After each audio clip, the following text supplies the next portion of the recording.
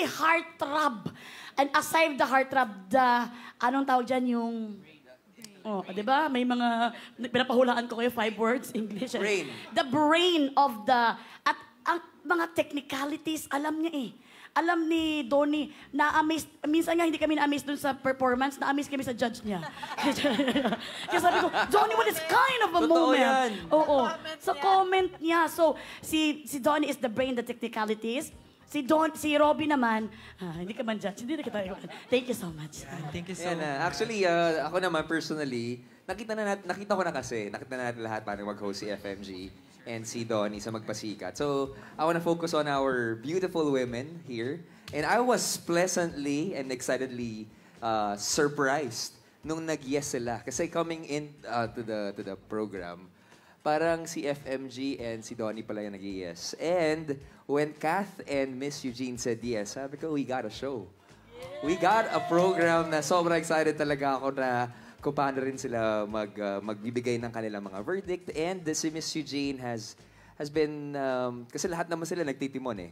Yung nagsasabi, may mga, everyone has their own moment and hear it.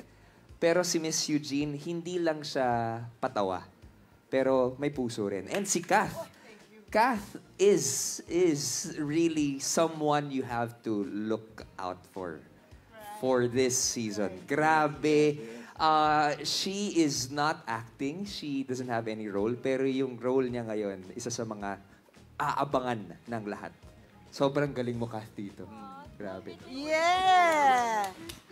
Congratulations and thank you so much. Yes, thank you so much, Sir Carlos. And of course, thank thank you so much sa ating mga judges and hosts ng Pilipinas Got Talent. At syempre, thank you din sa inyong dalawa. Yes, thank you so much.